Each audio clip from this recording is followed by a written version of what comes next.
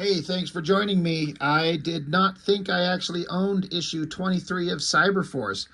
I've been going through the whole series, and I knew that this one was coming up because it was showing it in like the previews of the books. Like the next issue, issue 23, I've seen this cover, but I didn't think I owned this thing. But then about a week ago, digging through my boxes, and just randomly there this issue was.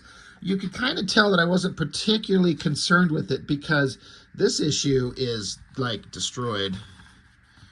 It is seen better days. It was just, I had it dropped into the long boxes, not even in a bag or board or anything like that.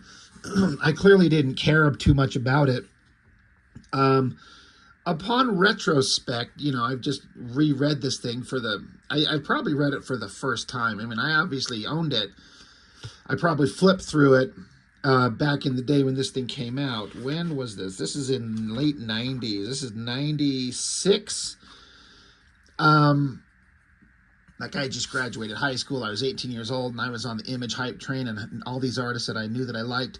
And then they have this book with this anime-inspired artist, and I was like, I don't care. Not interested.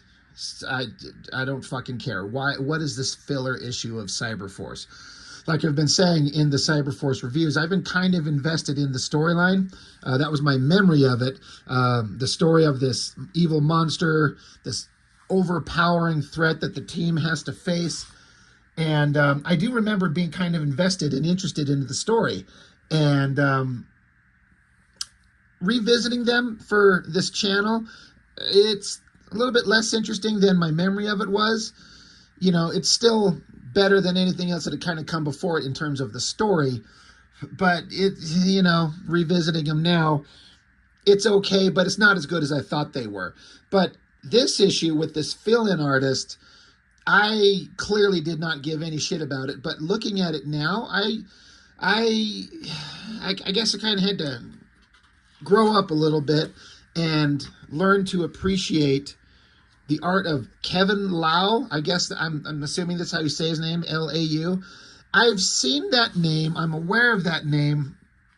I see that name and I think of some Vampirella series, some anime. Was it called Vampy? Never read it or anything, but I seem to have that name attached to that. I hope I've got that correct.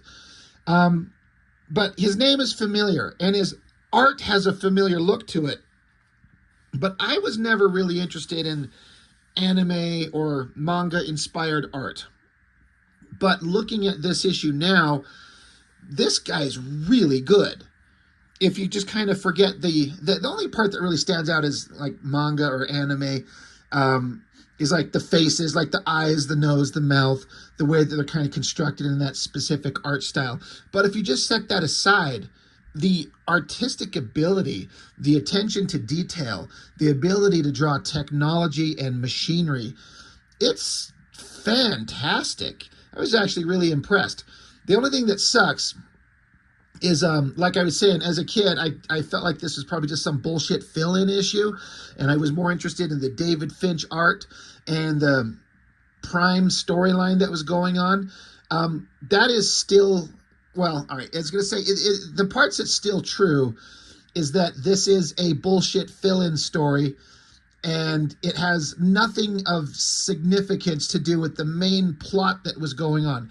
It's like, I don't know why. I'm guessing maybe they needed to give David Finch some lead time, because issue 25 is coming up, and it's like a double-sized issue, even though he splits the art duties on that book with someone else as well. So, maybe they we need to, they needed to give David Finch some lead time, put a gap in between issues that he's working on. So it feels like Brian Holguin, the writer here, just come up with this bullshit side story that is completely irrelevant to everything, really. And just sends the team off on this side quest for no reason other than to have a side story with a different artist to spread out the issues. That's just my guess. I don't know. All I know is that having read this thing, there's nothing really here that's memorable.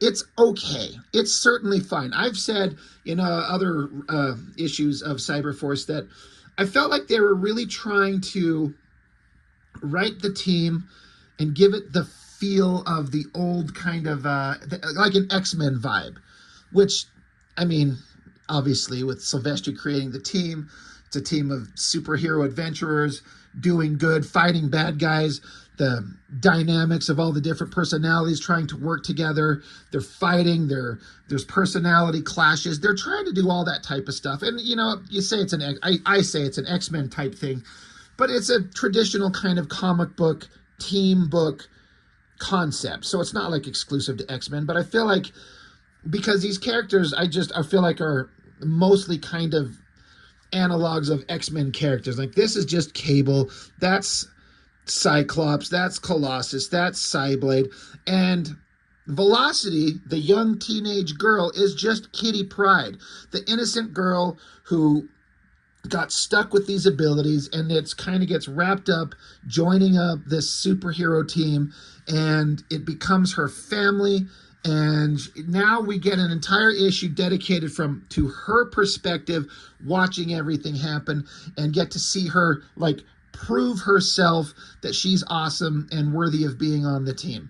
It's all fine, but it just feels to me when I read this, I'm like, they're trying to do like classic Claremont type X-Men storytelling and character development, and they're just not able to make it work.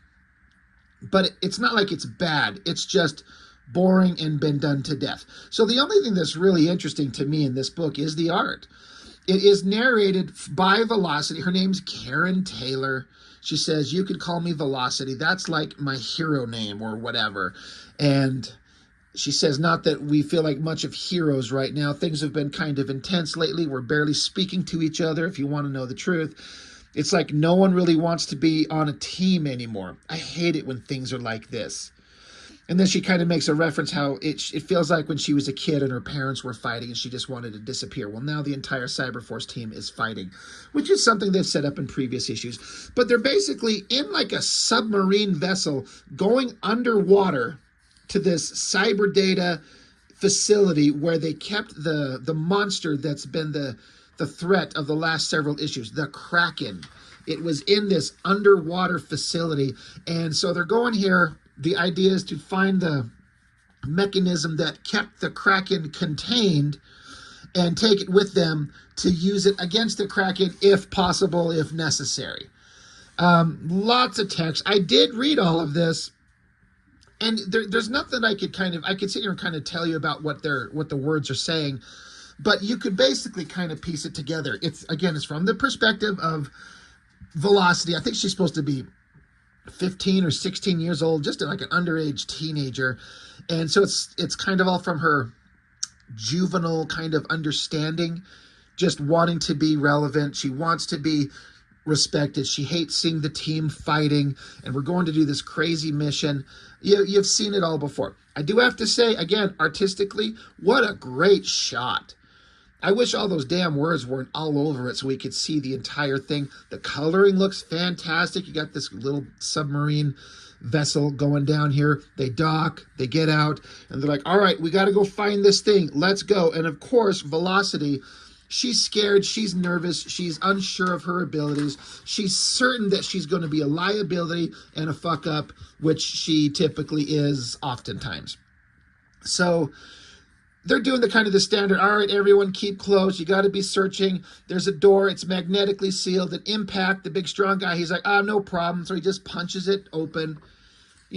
It's all standard stuff. They get into this big room with this, I don't know, I'm trying to think of this. Reminds me of something, but I can't think of what it is. I guess I kind of feel like this elevated shot with this big round room and this technology thing here. Kind of reminds me of like that scene in the first Aliens movie, the Ridley Scott one, where the space jockey was strapped in. It kind of just reminds me of that.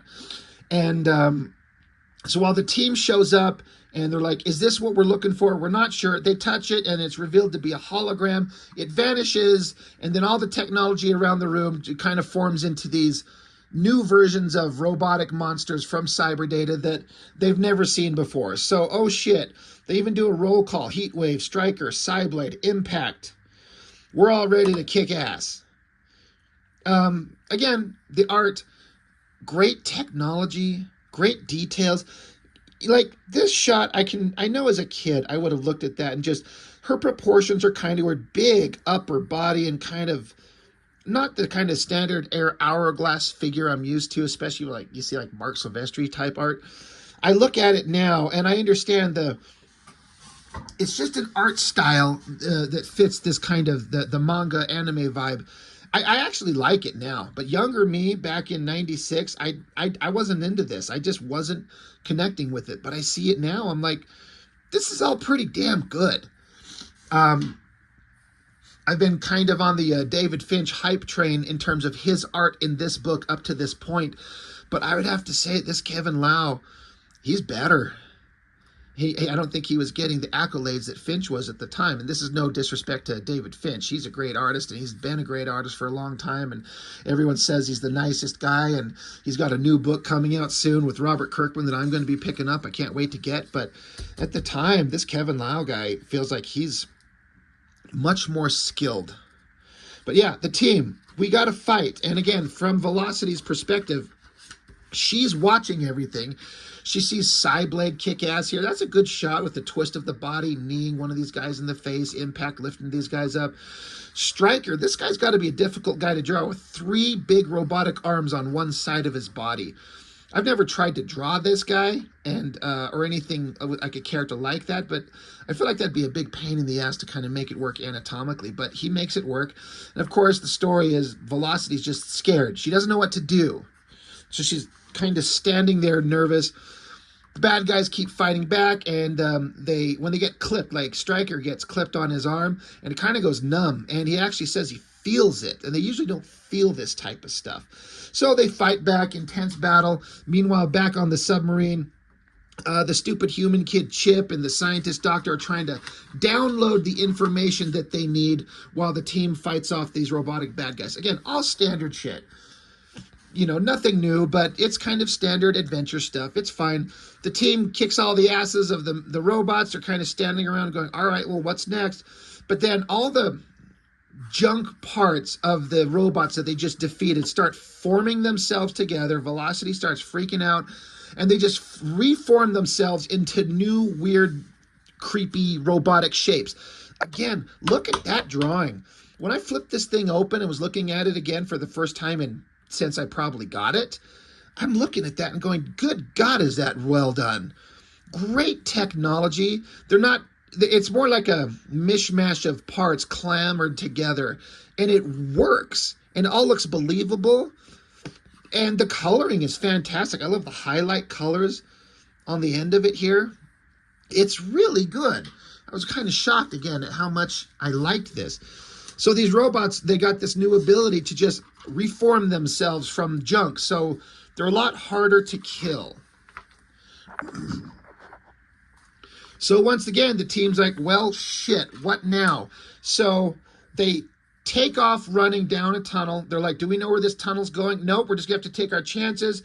They keep going. Impact gets caught on the leg, so he can't run very fast. So he's kind of hopping along. Striker stops to help him. He's like, all right, let's take him out. Let's keep shooting. Let's just fight. And I guess one of Striker's shots ricochets off the wall, and it kind of creates some structural structural integrity is compromised. The ceiling's caving in. So Heatwave, being the ever heroic, boring fucker that he is, flies up there and is holding it up, so it doesn't collapse on everybody. And Velocity, the narration is saying he's so brave. He's such a hero. Meanwhile, the guys back on the sub, the scientist and the nerd kid, trying to download the information. They're trying to hack the computer. Look at the great coloring going on through here.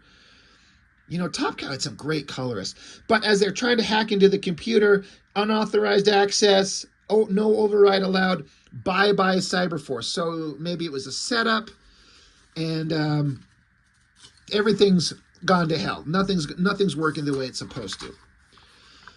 So now there's a bomb rigged to go off in exactly 60 seconds. I'm like, Jesus Christ, how long do we have? 56 seconds, 55. So they have to get out of there now.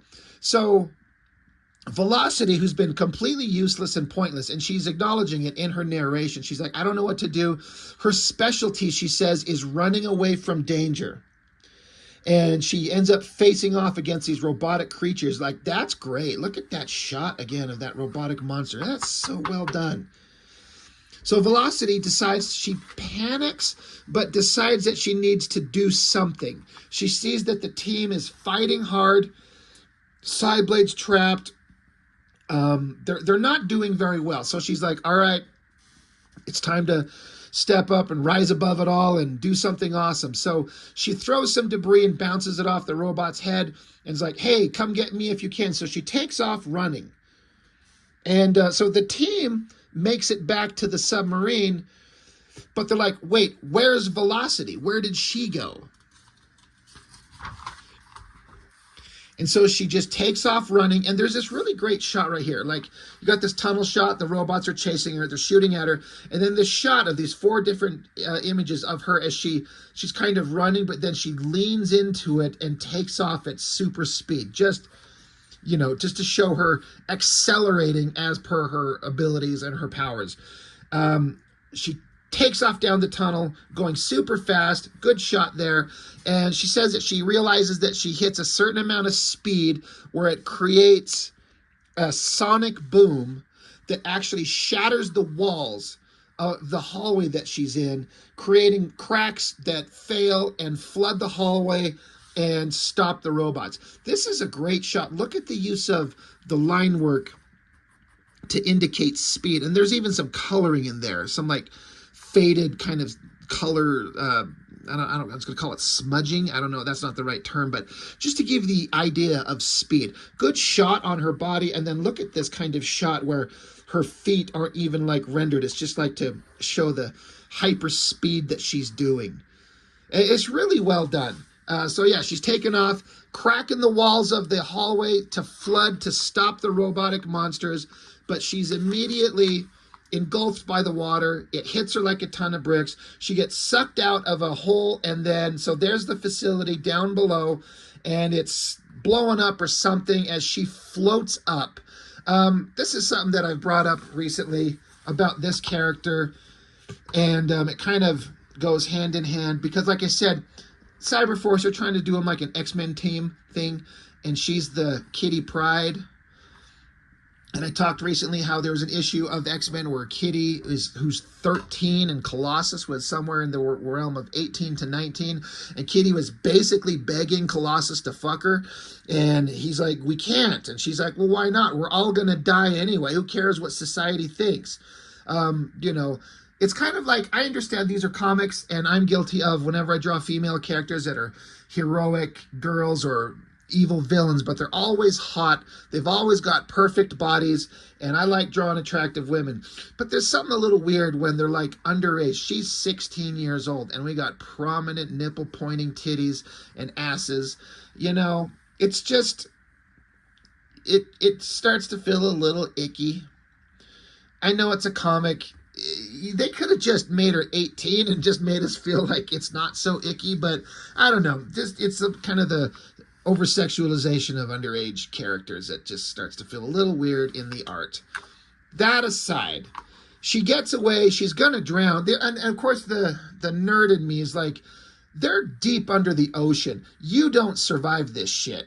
You don't crack open the walls to a undersea facility and get hit with 1,000,000 tons per square inch water pressure and survive. She's atomized. She's turned into a red, misty pulp.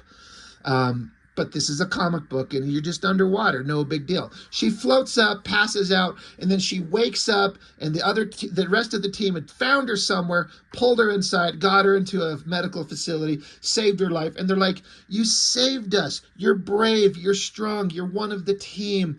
You were stupid and reckless, but brave, and you did us all proud, kid. she's like, wow, see, just like that. It's, I did good. I learned my place. I helped the team. And so she gives a thumbs up, and the ship that was a submarine apparently can fly too. So they're flying back to land. And it's all about, she's like, Cyberforce, through thick and thin, we're a team, a family, and for once, I really feel like I belong. The end. They fly off into the sunset. So it's supposed to be a character piece, giving Velocity some, moments to learn about who she is and what she is. It's all just okay, because we've read this and seen this and done a lot better with characters we like a lot more than these guys. So again, it's fine. There's worse comics out there. Go look at Extreme Studios in this era, and you'll just be puking. But it's okay. It's just no big deal. But again, I gotta stress how much I missed the boat on Kevin Lau's artwork, but I certainly got an appreciation for it. And for God's sakes, is the colorist good on this? Like, that looks amazing. That looks really great. Cyberforce Gallery, pencils, Frank Gomez, inks, Joe Weems. Look, they did another one of these just generic cyber data robot monster things. There was a pinup of one of these guys recently in another book. I'm like, who wants to draw these things? Letters, pages, forthcoming books. There you go. There's a spread for issue 25.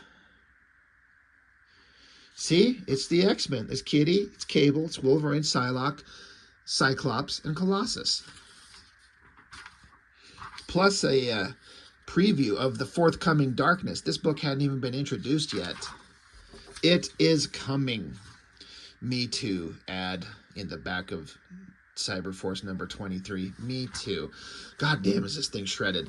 So, artistically, much more impressive than some of the other stuff. I really like that the cover, this is one of these kind of lost art things where the cover is actually descriptive of shit that happens in the comic. Like, this is literally a scene from what happens inside the comic. And that's pretty awesome. Sometimes it's just a picture of, like, if this was anybody else, they would just draw Velocity, like, jumping through the air with her ass pointing at us, with her head turned around looking at us, and it just looks awesome because she's a hot babe sticking her ass at us. But this is actually showing drama from the book. And I like that. It's really neat. Anyway, Cyberforce number 23, it's okay. There's worse stuff out there. There's better, but there's a lot worse. It's fun. It's fine. So that's all I got. Thanks for watching. See you next time.